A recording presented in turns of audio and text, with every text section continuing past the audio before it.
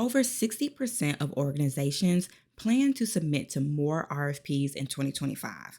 That's more proposals, more hours, and more stress because everyone thinks that volume is the answer. I'm here to tell you the complete opposite.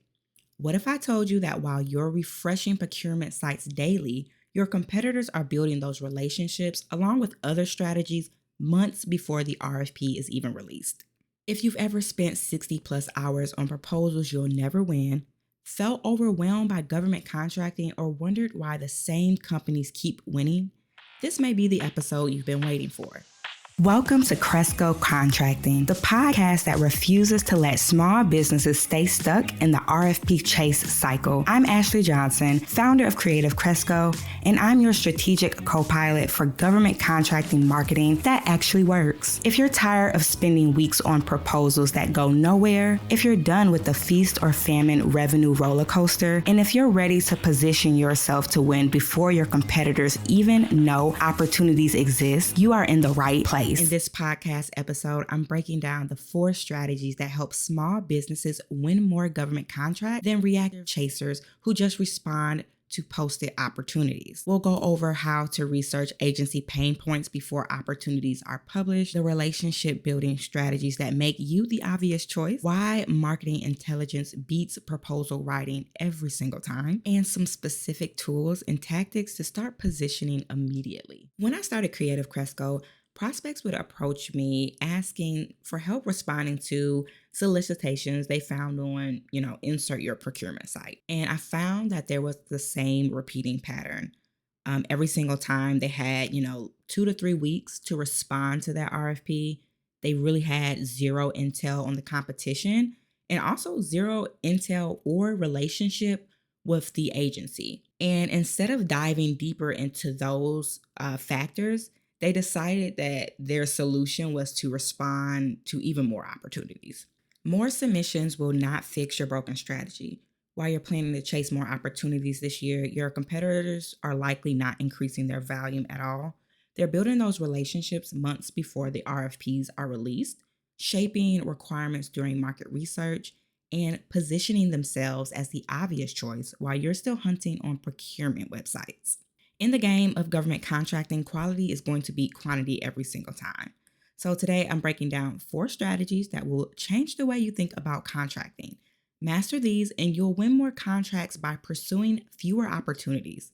However, if you ignore them, you'll stay trapped submitting more proposals for the same disappointing results. Let's get started with strategy number 1, which is prioritizing market intelligence over RFP hunting. While you're planning to submit 2 more RFPs this year, just know that winning contractors are doing something a little bit different. Instead of pursuing a wide range of work with agencies, they're narrowing down. They're selecting fewer agencies to work with, but really understanding them very deeply. So here are some tactics that we can use. First, we're going to pick one agency that we want to work with, and we're going to understand their world completely. Instead of hunting for dozens of opportunities, download their strategic plans, their annual reports, and any budget justifications. These documents are key in telling you what keeps the agency leaders up at night and whether your expertise is going to align with their biggest challenges. And if it doesn't, that's fine. Let's move on and find a different agency. However, if it does, we found somewhere that we can focus. Second, we want to follow their specific money trail. There are websites such as usaspending.gov that you can use, but we really want to do some research around their historical spending patterns, when they buy, what they buy, and how much they typically spend. Now, this isn't about finding more opportunities to chase. It's about understanding the one agency's rhythm. That way we can position ourselves before they even know they need us. And lastly, map out their decision ecosystem completely. You can use LinkedIn to find out who their program managers, technical evaluators, and end users are. Now, don't try to network with everyone in this agency, but focus on those 5 key people that really influence decisions in your area of expertise. The goal here is to know one agency better than they know themselves, as hard as that sounds. And when you stop chasing random opportunities and start positioning strategically with that focused research, you'll actually respond to fewer RFPs, but win more work. And when you understand their world completely, our next strategy becomes critical. Strategy number two is relationship building before the need.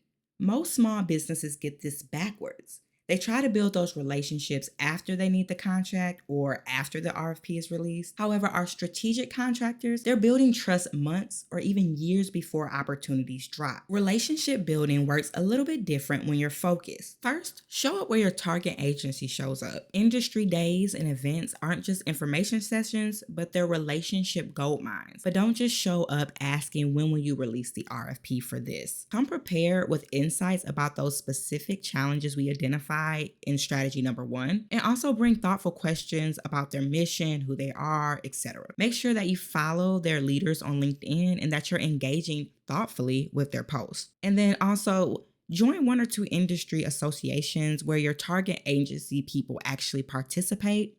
This could be a great way to get in front of them and position yourself as a thought leader, which we'll talk more about. Second, become their trusted resource through thought leadership. In this area, you really want to show that you understand the challenges that they're going through.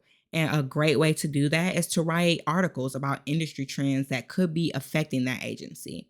Also, speaking at conferences that they're likely to attend. Like we said earlier, if you join one or two of those industry associations, see if they have an annual conference that you can speak at. Share LinkedIn insights that demonstrate you understand their unique challenges. The goal is, by doing this thought leadership, is that when those procurement officers see you as an expert in their space, you transition from vendor to strategic partner. Third, deliver value before you're asked. So this can look like sharing relevant market research, connecting someone with another expert, or just offering insights during pre-solicitation conferences. You're not giving away services for free, but you are demonstrating that working with you makes the job easier. When your target agency has RFPs in your area of expertise and they see that you are responding, you want their reaction to be, oh, good, they're bidding, not who are these people again?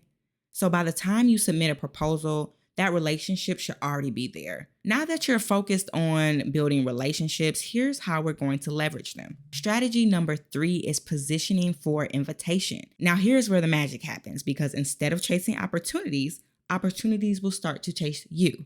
But it does require some specific moves with your target agency. So this strategic positioning means, first, we want to become the go-to expert for their specific problem. We kind of touched on this earlier by becoming that trusted resource through thought leadership.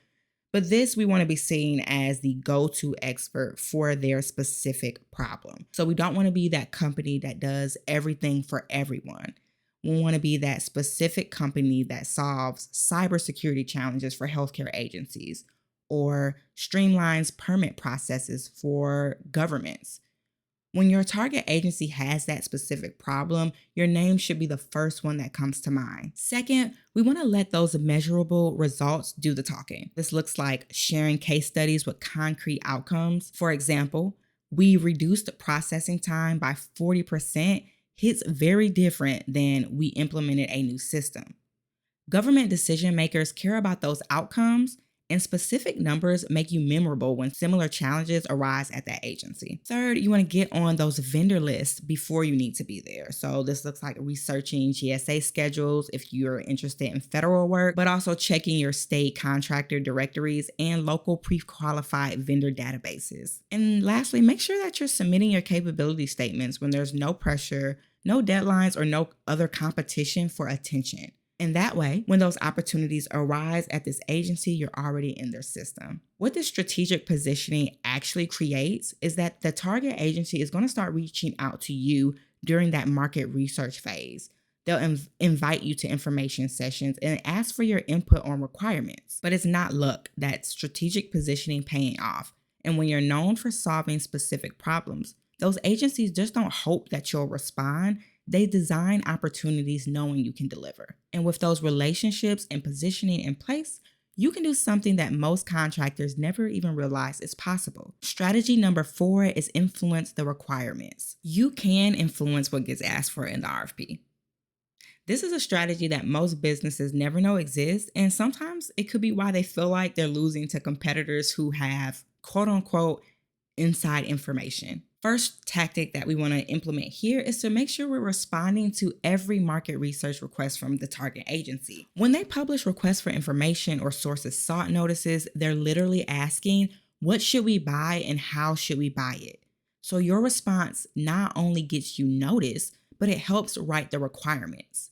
If you miss this window or simply were not asked, you're stuck responding to solicitations that may favor your competitors. Secondly, we want to treat those pre-solicitation conferences as strategy sessions and not information dump. Don't just sit there on that virtual call taking notes.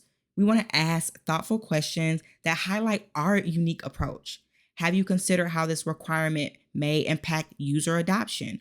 Or what does success look like in 6 months after implementation? These questions that you ask can reshape how the agency thinks about the entire procurement. And third, help them define what good actually looks like. Share those insights from similar projects, industry best practices, or any innovative approaches they may not have considered. When you're educating them about the possibilities, you're not just influencing the RFP, you're positioning your methodology as the standard they should expect. Now, when you do this right, the final RFP reads like it was written for your company because, in a way, it was.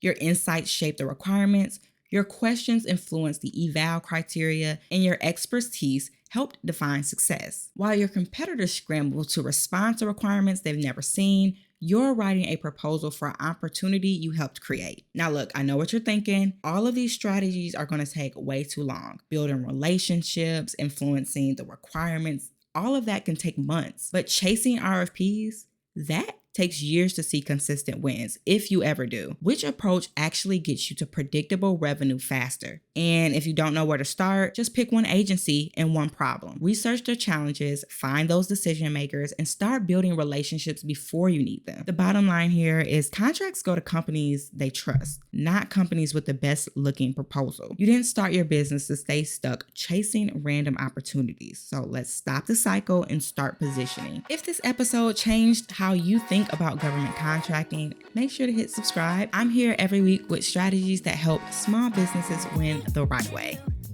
See you in the next one.